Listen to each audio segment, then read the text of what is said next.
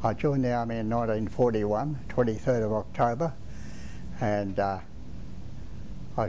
arrived at Greta and done some basic training there, but we had no tanks. I was in the Armoured Regiment, see. After a period of time, about 3 or 4 weeks later, Bren gun carriers arrived. So then we were sent up to Singleton, and we started training there, and then on to Tamworth, and we done most of our training around the Narrabri, Tamworth area. But on the 7th of December, when the Japanese hit Pearl Harbor, things changed. We were going to the Middle East, or going to Africa actually, to join an armoured regiment there. But John Curtin, our Prime Minister at the time, said no troops to leave Australia. So he negotiated with America, with Roosevelt, and we received our first batch of tanks, Stewarts and Grants. What they call General Stewarts and General Grants, called after the generals in America. Then we started basic training then, or heavy training, because everything had changed. We had to learn mechanical, Morse code, radio, and the new Browning submachine guns. After months of training there, getting used to the vehicles, we were told one evening we had to pack our gear, load our tanks on at Narrabri railway siding, and on our way to Brisbane. We arrived at Brisbane, I think it was must have been about the 18th of September. And there was 4 iron ships laying in Brisbane waters. And we were split up on the ships with the first batch of Americans, actually. It came here to Australia. And various other groups. And we loaded all our tanks and vehicles, and we're heading for New Guinea. We left at midnight, and it was a pretty rough old trip because they were only tubs actually. They weren't very good boats. A lot of seasickness. I volunteered for peel and spuds because we only got one meal a day. On our way up there one morning, because I slept on deck, I spotted a periscope come up beside me. I thought, "Struth, we're gone." It was an American submarine had been chasing us up. They'd come up to charge their batteries, so that was all right. But when we reached Moresby Harbour, there was a sunken ship in the harbour. It had been bombed by the Japs the week before. And being low tide, we couldn't unload our tanks. And the boys on the wharf said, "You've got 5 minutes to swim to shore before the Japs hit," the dive bombers. They said, "You've got 2 chances. You get blown up on the boat, or the sharks will get you." So, luckily, I don't know what exactly happened, but there must have been something gone wrong because the Japs never came over. So we got all the equipment off, and of course we went up as far as we could possibly get to Kokoda, because the Japanese were in eye shot of Moresby at that particular time, and we were there to try and stop them. But the boys on the Kokoda, they showed a lot of guts, and they stopped them and turned them back. But we spent about 3 months there, and our job was to look after the airstrip and the surrounding area. But then came orders we were to go up the coast to Buna, Millen Bay and Goropi Point. We were split up into sections to give support to the infantry, which we did.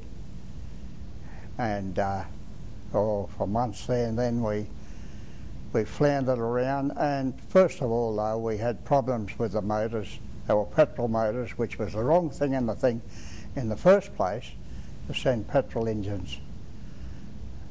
So our workshops with us had to radio back to Australia and have diesel sent, and they changed over the motors, and we had no more trouble there because dieseline thrives on heat. But 2 of the tanks was equipped with flamethrowers because the Japanese were dug in. Snipers were a problem for the crew commanders. One of our crew commanders got shot. And the Japanese had pulled ashore a naval gun. I don't know how they done it. I think it's the one that's sitting outside the War Museum. It's very similar. And the 3 tanks went out this particular morning and we lost the crew. They were blasted. But that was our blackest day, actually.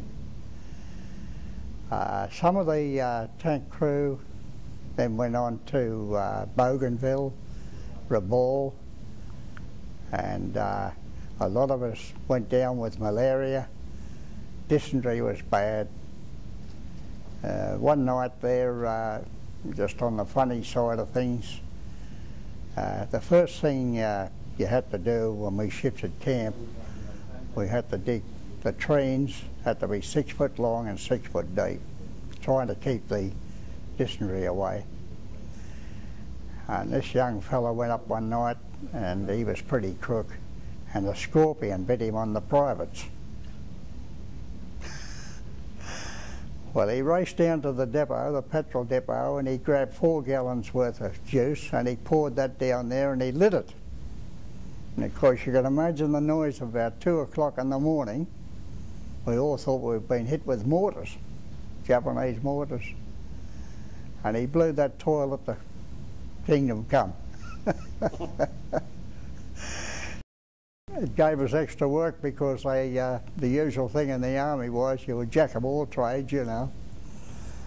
And they said, now we want 12 volunteers, you, and you know, the usual thing. So we had to dig another latrine. Starting after 2 o'clock in the morning, so we got no sleep that night. You never got much sleep over there because there was always too much gunfire, you know. Too much to do. Our biggest problem with the tanks, of course, it wasn't tank country, and first of all though, we never had any jungle training. Like all the troops that went up there, most of the troops that went up there never had any jungle training. So it was pretty raw for us really, because we'd been training on open fields at Narrabri, you know, and ready for open warfare. And of course, with what the mosquitoes were and the conditions, and our food all came in tins, what they call goldfish, and there was powdered milk, powdered potatoes, and you never seen any real food. It was all tin, so I don't know how the stomach put up with it really. At our age, we're all full of fire. But malaria was one of our worst enemies, and of course the dysentery, and there was beriberi, and some of the boys got ulcers and that sort of thing on the legs. And they, after a period of time there around those areas at Buna, Millen Bay, and Garapi Point, we were sent back to Moresby, and then the Coral Sea battle was on, and eventually the Americans brought in the Flying Fortresses and the fighters, the Airacobras and the Kitty Hawks, and they began to get supremacy of the air because the bombing and strafing by the Japanese was day and night. They had full supremacy of the air, see.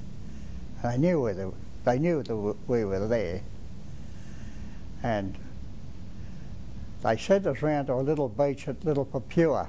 They thought perhaps the Japanese might come down from the north on the western coast, because later on we found out that there was a lot of garrison forces north of Australia. But apparently the Coral Sea battle must have weakened them, because we were there at this beach a couple of months and nothing happened. We did get a bit of fishing in with the natives. We went out with their lacquer toys and threw a few hand grenades, and they cooked some fish on the beaches for us and that sort of thing, which was very good, really. It sort of picked us up a bit. They decided to relieve us with another armoured regiment, and we came back to Australia. Our casualty list was fairly low.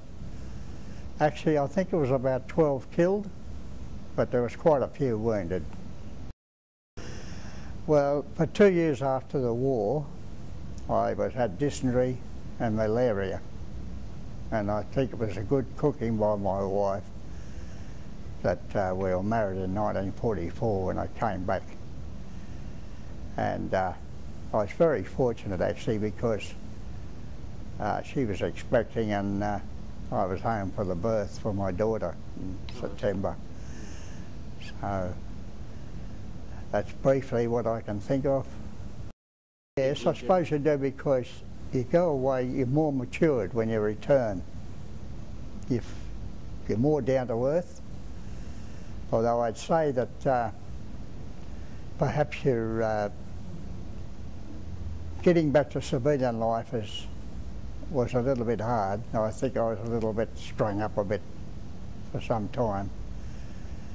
But I got stuck into my home and built my own home, and I think that's the sort of thing. I was very lucky. My dad was a carpenter, and he gave us so much advice, you know, and we built our own homes, and I think that sort of thing brings you back to earth a bit. In the first 5 years, I didn't. I went to a Caringbah Hill, which I was a member too, and then I gradually got back to marching in Sydney then after that. It's only the last 2 years that I haven't marched, because I have a bit of leg problem.